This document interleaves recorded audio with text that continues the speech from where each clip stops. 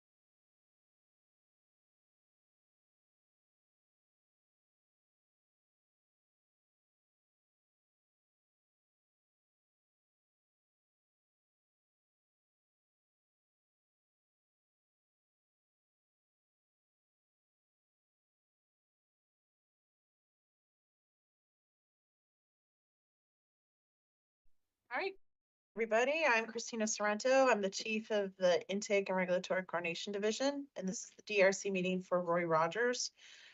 Your lead reviewer is Parker Smith, and the purpose of this meeting is to answer any questions you might have based upon the comments that you received.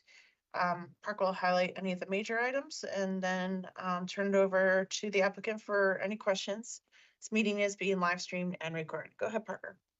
Yeah, thanks. So yeah, you should have our comments. It seemed like the main issues to sort of be worked out are really transportation, both the circulation of the drive-through itself sort of through the site and making sure there aren't any, major conflict points that might be spilling out into Zetz Avenue. We're told that the car wash across the street is very busy, so we want to make sure there aren't any conflicts there. And also just making sure that the frontage improvements along Shady Grove and Zetz Avenue are appropriate and something that DOT and DPS Redway can agree on. And then lastly, I just pointed out that as a general building type in a CR zone, this project needs 10% public open space. So I don't necessarily see that being an issue being provided. I just, we need to see it sort of where on the plans it would be located and need a calculation for that. So with that, I can answer any questions. We have all the agencies on the line to answer any questions, so. Hey, thanks, Parker. This is Pat LeVay with MHG. Really pretty straightforward comments. I think everything we'd expect just to, lead this into an eventual next step, which is be a site plan submission. I did have just one question on the street buffer. I don't know if Richard's on or in the room, but I think when we met, a little bit of echo there. When we met, we do know there's the breezeway recommendation here, which is why we have the pretty wide frontage improvements. I think when we met before, there was a discussion about a minimum 6-foot buffer. The comments at 8 foot. Just wanted to see if, is it a hard 8 for the buffer, or is there flexibility to use 6 feet? As you can see on the screen, this is small site and is pinched by every foot when it comes to that breezeway. So if 6 feet is the minimum and we can live with that, then that would be really helpful to the project. So I don't know if you have an answer to that or not, but that was just the one thing I saw. Yeah, this is Richard. We talked about it with DOT, and ultimately they're the lead agency in terms of the frontage improvement. Okay. I think when we discussed it, and I'll let Deepak speak to this as well, but I think we wanted the larger street buffer, and maybe you could shrink down the buffer between the bike path and the sidewalk. Okay. But again, that would have to be worked out with DOT. So Deepak, I don't know if you want to add to that. Yeah, yeah, you got it, Richard. I mean, basically, we would like to eliminate that 2 foot buffer and put that 2 foot into that on the street buffer, and maybe some kind of separation could be assigned based on the elevation, like a curb or something, to differentiate between the bike path and the sidewalk. And I would rather have a wider buffer between the bike lanes and the travel lanes. Okay, so you're saying basically, slam the sidewalk and the bike path together, Yes. maybe separate them slightly, but then put the distance back in the buffer. Okay. Yeah. Yeah.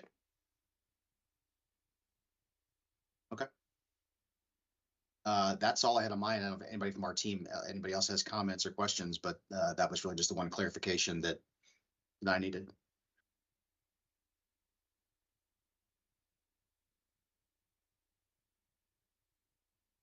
Anything else? Nothing? Yeah, I think that's it. okay, Okay. great. So yeah, as a concept plan, I think you all know that like this is the end of that process. But we of course are happy to meet in anticipation of a site plan if you want to talk circulation or frontage improvements. Okay. Or really anything at all. Yeah, I think if we proceed to that stage, I think we would just organize a typical pre-submission meeting with yourselves and probably DOT as well, just to, Yeah. circle on some of that stuff. Okay, great. I'm gonna jump in here. Oh, is there an echo? Sorry. Can you cut that? So I'm sorry, I joined maybe a couple minutes late. You had sent us a nice recap, review of the various issues, et cetera, that we can address. And Patrick, you asked a question based on that. Is that this process? It's just to kind of, you're not going to go over your support or likelihood of success for this role. I know we did get an email previously indicating that it seemed to meet a number of the requirements that the county had. Is there anything more for us to talk about here? I'm new to the process, so pardon for the dumb question. Yeah, so this is really just to get a conceptual plan like this in front of all the agencies at one time to collect their comments. And then this meeting itself is really just to clarify any of those comments if you have questions. So yeah, we don't want to speculate on, overall chances or anything like that. Yep. I think we do in concept, we're okay with this drive-through in this location. And we've pointed out sort of the parts of the code that you need to sort of justify that with. But yeah, I think this is appropriate to move forward with, and with our comments in mind, we look forward to a site plan. Gotcha. And in terms of the fact that we're adding a drive-through to this particular market and the competition, et cetera, we had drafted a statement with some data, some thinking behind our rationale there. Is that sufficient at this point? Kind of satisfies what your concerns may or may not be in terms of adding a drive-through to the market? Yeah, I think it's sufficient so far. Yeah. I think I might have pointed out in my comments just a couple other justifications we might need, including the master plan. I think an old one was being referenced. But yeah, I think the justification so far is on the right track. Appreciate it. Yeah, great. Thank you. If you decide to have a meeting, please include the right of way as well for submission or site plan. Sure. I'm sure this goes very smooth at the time of submission. This is Jim Parsons speaking. I just had a comment. There was a comment about compliance with 3.5.14 of the code. It's our position. We said this was in the narrative, that it meets these standards, has to be minimum of 100 feet from any property that's vacant or unimproved with residential use. We don't think that's applicable here. Access to the site with a residential classification is prohibited. We think we meet that.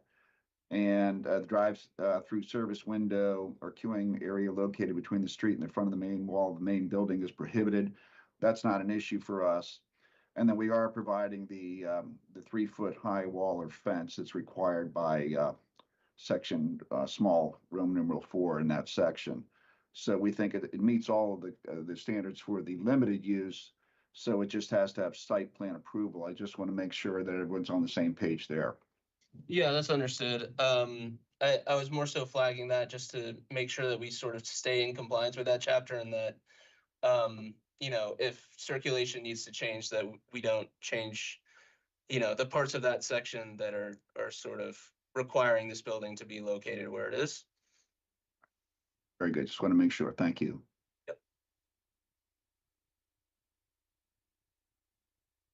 Okay, anything else?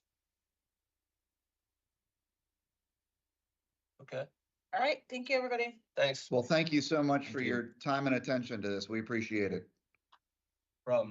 Take care. All right, bye-bye.